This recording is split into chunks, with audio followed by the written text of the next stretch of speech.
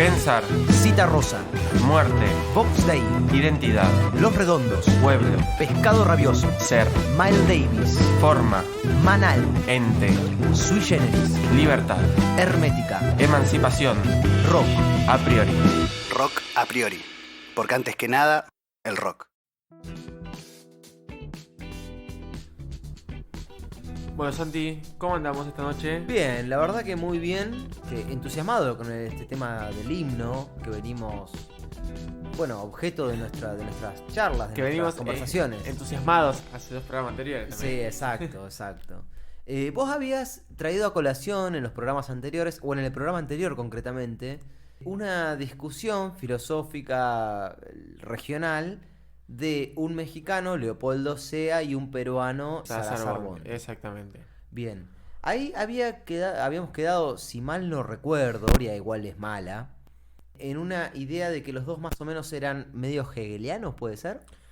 Sí, sus contemporáneos lo acusaban de hegelianos de izquierda. Ah, bien. Por esta idea de un devenir histórico que tenía que ver con conciencias epocales. Por ahí, bueno, es un poco lo que ellos manifiestan, después tienen sus propias discusiones internas, en donde Bondi después se abre de esa problemática y Sea permanece, si bien nunca se reafirma diciendo yo soy hegeliano, pero esta idea de que hay discursos de época que se manifiestan a través de ciertos relatos. Hay ideas de época. Ideas, no ¿no? Como... ideas de época que se materializan en relatos. O sea, habría un espíritu de la época. Totalmente, Un sí. espíritu de... Bueno, Hegel hablaba en términos del espíritu del pueblo, sí. ¿no? Que se materializa, por ejemplo, acá en este caso hablaríamos de que se materializa en un discurso que sería el himno concretamente. Sí. O sea, nosotros podemos pensar dos niveles. Podemos pensar en una filosofía latinoamericana que piense un espíritu latinoamericano o que manifieste un espíritu latinoamericano, pero nosotros, en términos más concretos, propios, nos podríamos llegar a atrever a decir que el himno puede manifestar un espíritu de una ideología argentina, de una idea de argentinidad. Bueno, a mí te voy a ser sincero, Gabo, pero no quiero que te ofendas, ¿eh? No me ofendería por algo así. Porque vos sos... Porque no sé qué más decir, pero tampoco me va a ofender. Bueno, porque vos sos mi amigo y no quisiera que lo que yo pueda decir te genere cierto sentimiento de aversión hacia lo que soy yo, que soy un ser humano simpatiquísimo y realmente amoroso. ¿O no? No, sí, eso seguro. Depende. Ah. Ahora yo no sé qué más decir. Ah. Porque por ahí me contás a quién has votado las últimas elecciones y puedo llegar a ponerme mal. Pero me parece que eso no hace problema de Mirá, discusión. lo importante es el color amarillo, nada más. No, ¿sabes qué? Hablando en serio, la sensación que me da a mí es que en todo lo que estuvimos hablando hasta ahora en los programas anteriores, es que habría un cierto espíritu. No, el himno. El himno. A ver, volvamos a la fuente. Sí, vamos a hacer. Charlie concreto. hace una versión del himno acotado, es decir, del himno que nosotros conocemos, del himno oficial, Sí. que ha sido recortado. Nosotros nos extendimos en estrofas que son del himno extendido, justamente, ¿no? Nos extendimos en estrofas del himno extendido. Ahí estuvimos, bueno, un poco navegando en base a algunas nociones que pueden ser relacionadas con un nosotros, en un momento dijimos amerindio, en contra de un ellos que serían los invasores españoles. Bueno, Sí. pareciera que entonces en esta disputa, vos después trajiste a colación la disputa de estos muchachos latinoamericanos, y pareciera entonces que todos se vendrían a marcar, que el himno vendría a representar un espíritu de época de un nosotros americano contra un ellos español. Podríamos así, como a grandes rasgos. Sí, porque si lo centralizamos usando quizás las ideas que nos aporta SEA con este preámbulo de toda la disputa, podríamos llegar a interpretarlo así. Ahora, a mí lo que me pasa cuando vos me decís eso es que yo tengo algunos peros, ¿no? Digo, Ajá. en 1812... Ya empezamos. Sí. Ya En 1812, cuando se escribe el himno, Lo que sucede es que no... ¿Cómo te puedo decir? Te lo voy a decir así violentamente. A ver. No había un ser latinoamericanista.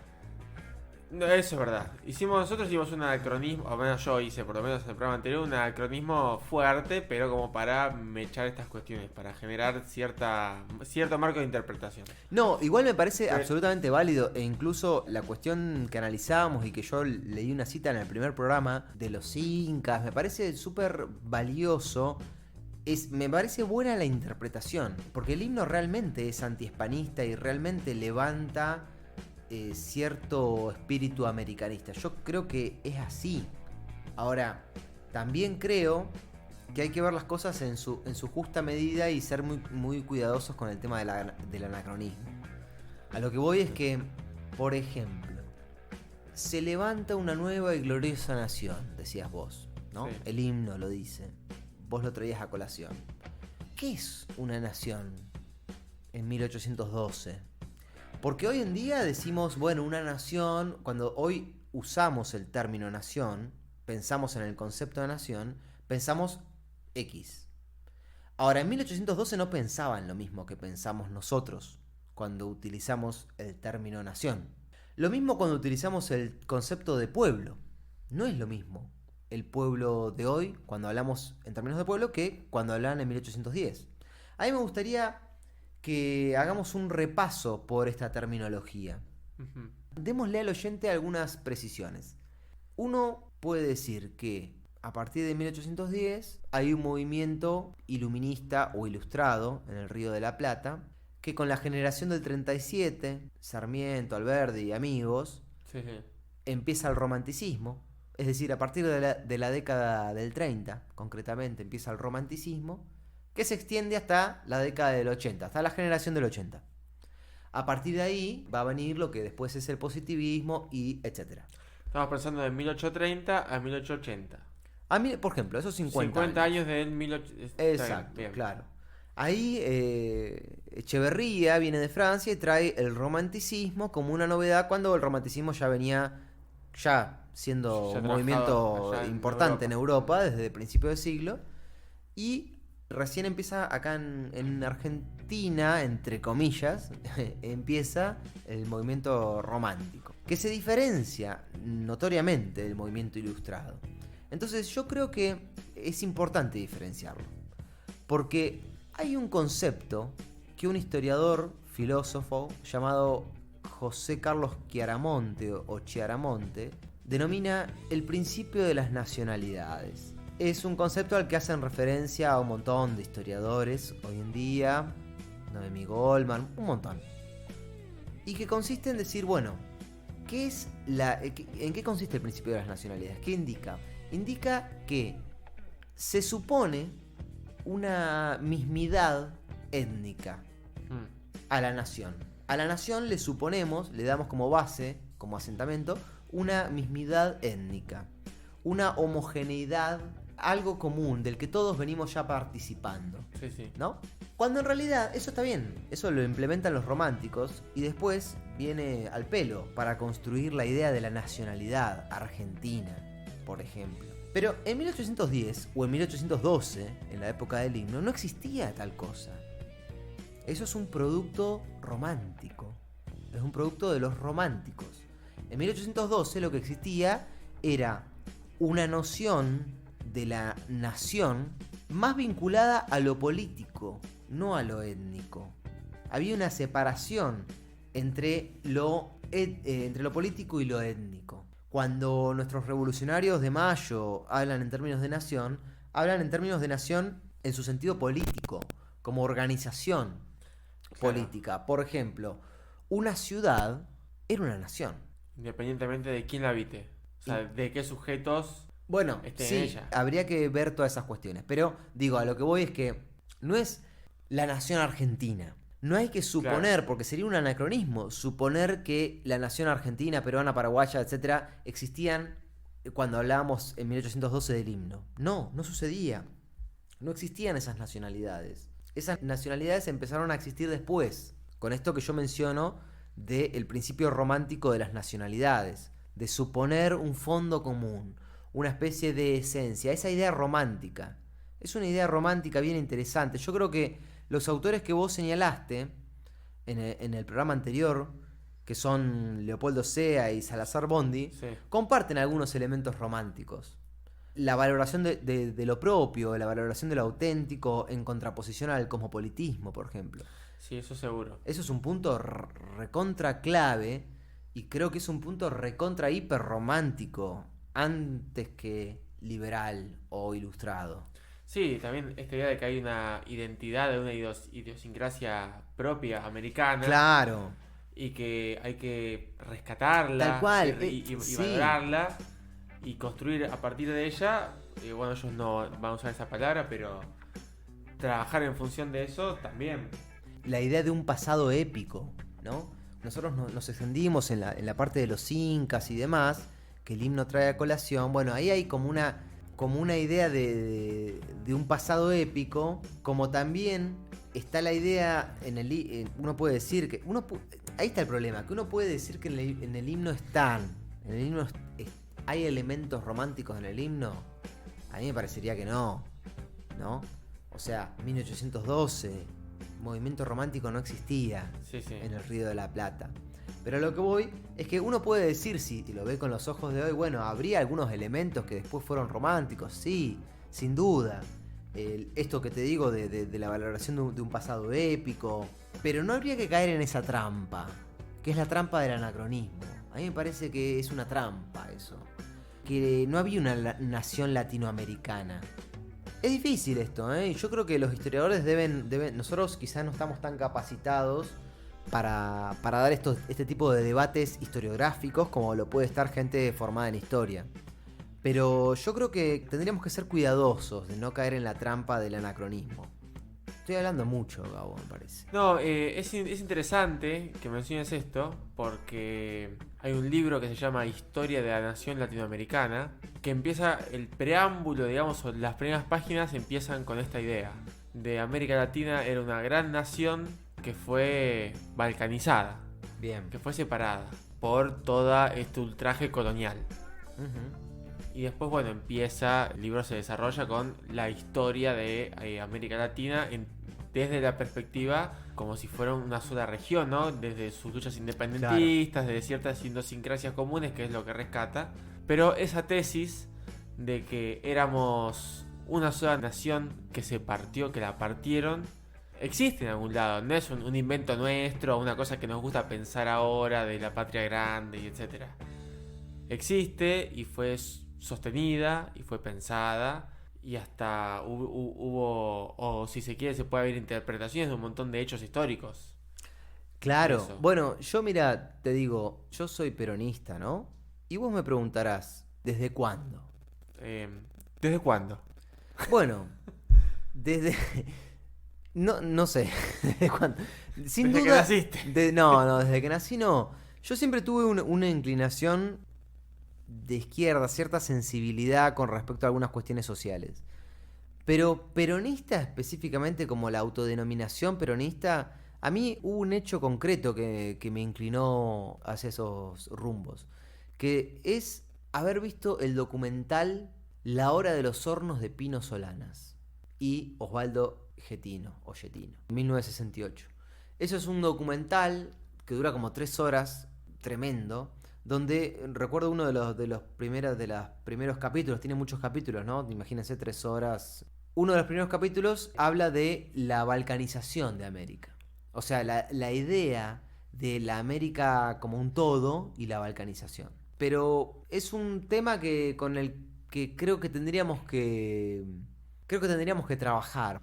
Yo estoy leyendo últimamente algunos historiadores que en el siglo XXI sostienen la idea de que, por ejemplo, ¿qué es un pueblo en 1810? ¿Cuál es el significado de pueblo? Bueno, un pueblo es una ciudad. Es una ciudad con su, en todo caso, contorno rural. Alrededor. Sí. También había un segundo significado que es el de población. Un pueblo es la población. ¿Es la población de qué? De esa ciudad. Claro. También había un significado quizás un poco más social de que el pueblo es la plebe, en contraposición a cierta nobleza que puede haber. Sí, ¿no? sí, como el vulgo, digamos. El vulgo, exactamente, el vulgo. Y también hay una cuarta acepción que es muy importante en este periodo que estamos tratando, que es la época del himno, que es la idea del plural, los pueblos. Y acá se arma un quilombo, amigo mío, tremendo. Porque son los pueblos, o sea, vos fíjate, bien distinta a la idea de el pueblo latinoamericano o el ser americano que quiere liberarse, etc. No, lo que hay son pueblos. Son pueblos. Son pueblos distintos entre sí, con autonomía, ¿no? Son pequeñas repúblicas, si se quiere, autónomas. Acá, por supuesto, este va a ser el germen de toda una disputa de unitarios federales posterior, que va a durar durante todo el siglo XIX. Pero me parece interesante ver que estos pueblos son las ciudades que constituían comunidades políticas naturales, ¿no? Repúblicas con gobiernos propios, conformados por el cabildo como institución representativa de ese gobierno. Bueno, ahí ten en cuenta también que había una estratificación bastante importante dentro de la monarquía española. Es verdad, sí. Digamos que no todos los pueblos eran lo mismo. Había pueblos de españoles y pueblos de indígenas. A su vez había pueblos de la España peninsular y pueblos americanos. No es lo mismo el pueblo de Buenos Aires que el pueblo de una ciudad española. Digo, de la España peninsular. No es lo mismo. Sí. Los derechos son distintos. De hecho, recién en 1809, si no me equivoco, si la historia no me falla, América empieza a dejar de ser colonia y a tener ciertos derechos. 1809. Capaz que estoy equivocado con la fecha, no estoy muy seguro del dato. Pero si es así, bueno, nada. Estamos hablando de ya cuando estaba todo bastante en el horno, ¿no? La situación. Sí. Entonces sí, esa estratificación está. O sea, hay diferentes tipos de pueblos. No es lo mismo un español que un pueblo español que un indígena. No es lo mismo al interior de los español. Sí, que los que nacen acá, que los que Exacto. han nacido allá. Exacto. O los que han nacido allá y han venido para acá. Exacto. Y además las clases sociales varían también al interior de cada pueblo. Hablamos de diferentes tipos de sectores sociales al interior de una ciudad, por ejemplo, ¿no? En lo que es una población. No hace falta ahondar tanto. Yo lo que quiero mencionar, como para volver al himno, es la cuestión de la nación. Sí. Porque el concepto de nación tampoco era el mismo en 1810. Y cuando digo 1810 lo hago extensivo a 1812. Porque nosotros trajimos a colación un debate, hicimos una lectura, primeramente es una palabra de mierda. Sí, pero existe, así que... Sí, bueno, pero es fea, es fea. Vamos a dejar usarlo entonces. Sí, habría que abolirlo. Bueno, hicimos una lectura donde el himno viene a ser un discurso de emancipación. Voy a usar esa palabra que yo en el primer programa recuerdo que mencioné que Moreno la había utilizado y yo, como soy un morenista, la quiero usar. Sí. Una emancipación de un todo, que somos todos Buenos Aires, todo lo que sería toda Latinoamérica, de los malos villanos invasores españoles. Y en realidad, estas investigaciones historiográficas que yo estoy trayendo a colación actualmente, o de los últimos 20 años, indican que no es así. Que no había un nosotros unívoco, ¿no? Sino que había muchos nosotros. Había muchos pueblos. Había muchas naciones. No había una nación étnica como un conjunto de personas del continente que llamaríamos hoy latinoamericano, que compartía una base común étnica como para hablar de una sola nación. Sino que había multiplicidad. O sea, por ejemplo, el término nación, ¿qué significaba para la época de la revolución? Bueno, primeramente significaba el lugar del nacimiento. Tu nación es donde vos nacés. También una población caracterizada por una lengua y por determinadas costumbres. Y también hacía referencia al conjunto de poblaciones, de reinos, de provincias y de pueblos. O sea, en ese sentido, hasta la revolución, la monarquía española era una gran nación. formábamos parte de una gran nación. Y los revolucionarios de Mayo, que a partir de mayo de 1810 empezaron a hacer discursos quizás no rupturistas, porque en mayo de 1810 todavía no había discursos rupturistas del pacto colonial. Aún así, se sentían parte de una gran nación, porque había, bueno, toda esta cuestión de Fernando VII, que se hablaba en nombre de Fernando VII, bueno, toda una zaraza de nuestros revolucionarios, pero siempre con una idea de ser partícipes de algo uno.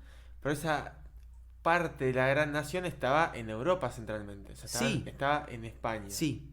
A mí lo que más Y eso rompe, pero digo, lo quiero destacar y enfatizar, rompe la idea del himno como nosotros en contra de los españoles. Claro. Porque es entendible, yo entiendo, 2 años después, cuando ya está, la revolución ya está realizada, en el sentido de que el pacto de sujeción fue roto, y entonces vamos camino a una independencia, en ese trayecto es entendible armar un discurso que refuerce esa idea. ¿Bien? Está bien. Sí. Pero tampoco a lo que voy es que hay que ser cuidadoso de no comerse el discurso, no comerse ese discurso como tan literalmente. A eso es lo que voy. Como, bueno, un ser americano que se subleva. Creo que hay que tener en el siglo XXI, siendo argentinos, algunos cuidados históricos, algunos cuidados metodológicos. Bueno, ahí ya si vos lo traes al siglo XXI, ya entraríamos en una especie de debate interno en donde si a vos te parece que existiría una identidad latinoamericana. Bueno, podemos cerrar nuestra cuestión del himno acerca de esto. A mí hay algo que no dijimos, que es que yo realmente desconozco. Es una cuestión que el oyente deberá definir, ¿no? Subjetivamente, que es quizás una cuestión menor. ¿Por qué Charlie usó el himno recortado y no el himno extendido? Nosotros hicimos, este es el tercero y último programa alrededor del himno de Charlie, cuando en realidad es medio falso eso, ¿no? Porque estamos hablando principalmente del himno. Sí. Y especialmente del himno extendido, que Charlie no trabajó. Seamos claros con esto. Estamos utilizando en esta ocasión, quizás hay programas donde podemos fusionar más fácilmente el rock con la filosofía. Acá en cambio el himno de Charlie queda como un trampolín para hablar de filosofía puramente. Y queda medio perdido. Y la verdad que a mí me surge esta pregunta de, bueno, ¿por qué Charlie no hizo una versión del himno entero? ¿Por qué? De alguna manera, bueno, como es el himno oficial, claro, no estaría mal. Se remitió a eso y Ya estaba perfecto, ¿no? Estaba hay bárbaro. hay una banda de heavy metal que se llama Tren Loco, que es de heavy nacional, que tiene una versión que se llama Himno Nacional Clandestino, que es todo el himno. Ah, mirá vos. La versión completa. Va, la voy a escuchar. ¿Está buena? Y a mí me encanta. Ah, bueno. Si a vos te gusta el heavy nacional, te va a gustar, ¿sí o no? Viste Bien. que el heavy es así, es casi maniqueo. O es ruido horrible, o Sí, es lo sí. más grande que te pasó. Pasa eso. Pero es una cuestión de adiestramiento del oído también. Porque podría pasar eso con todo en realidad. Sí. Yo te pongo un jazz disruptivo y te puede parecer lo mismo. O es una Podría llegar a ser. ruido o es una Sin música. embargo, hay más gente que le gusta Spinetta que más gente que le gusta Tren Loco, ponele. Está bien. Pero no vamos a entrar en eso No, ahora, no, justo no. ahora, porque nos Claramente estamos metiendo en no. temas sensibles para toda la audiencia. Claramente Y para no. todos ustedes también, porque acá la producción se ve medio afectada. No, claramente no. Pero creo que podríamos cerrar con esta dualidad, con esta contradicción de el himno como un discurso guerrero, como un discurso bélico de un nosotros americano en contra de un ellos extranjero y sobre todo hispano, en contraposición con una visión, no sé cómo llamarle, me cuesta encontrar el vocabulario preciso, pero en una visión en donde el himno no ocuparía ese lugar tan esencialista. Digamos que era más como una pretensión de deseo. Era quizá una porque- pretensión de deseo de una élite de una determinada ciudad, Claro. de una determinada nación, que era el pueblo de Buenos Aires, la ciudad capital que se consideraba, digo capital no porque sea capital hoy, sino porque era la capital del virreinato del Río de la Plata. Claro. Y que se consideraba, por ser la capital del virreinato, con ciertos derechos, quizás, ¿no? Tema complejo y que creo que nosotros, desde la filosofía, pudimos aportar algunos elementos básicos, insuficientes sin duda. Sería bueno para estos programas, quizás para apuntarlo para la próxima, traer algún invitado, alguna invitada que sepa de historia, ¿no? Cuando tratemos algún tema histórico puntual, traer un invitado que nos pueda aportar algo distinto, alguna precisión, porque digo, la filosofía, como vos lo dijiste en algún programa anterior, no se sujeta a nada, y nosotros lo que hacemos es tratar de pensar por nuestra cuenta, además por ser vos como sos y yo como soy, medio como que hacemos la nuestra. No estamos sujetos a ninguna escuela, a ningún maestro que nos diga lo que tenemos que hacer. Sí, es una buena propuesta la de invitar a alguien Sí, de afuera sí. que nos pueda aportar, no solo en cuestiones históricas o en cuestiones pertinentes, como este caso que tendría ser histórica, sino en cuestiones musicales también. Eso me parece muy importante. Eso va a ser. Acá me encanta cómo hacemos una especie dentro del programa, una especie de autocrítica y metaprograma en el interior del programa. Yo estaba pensando en eso, metaprograma. Sí. Estamos haciendo reflexiones acerca de lo que deberíamos hacer en el programa dentro del programa. Tan de filosofía que duele es genial. Bueno, espero que nuestros se llama. Yo soy medio malo. Nuestros. Bueno, de a poquito. Nuestros. De a poquito vamos. Sí. Bueno, nuestros oyentes hayan disfrutado de estos programas acerca del himno, que no hayan sido muy tediosos, porque quizás a veces nos vamos un poco por las ramas. Tenemos tanto para decir y tanto para analizar que, bueno, se nos puede hacer un poco largo. Pero más o menos creo que la vamos llevando y espero que los oyentes se sientan a gusto. Bueno, Gabo, damos por concluidas estas sesiones en torno al himno nacional. Sí, y el próximo programa vamos a volver con una canción de rock que prometemos va a ser una letra estrictamente de rock y vamos a enfocarnos en Don Luis. Bueno, querido, nos estamos viendo próximamente.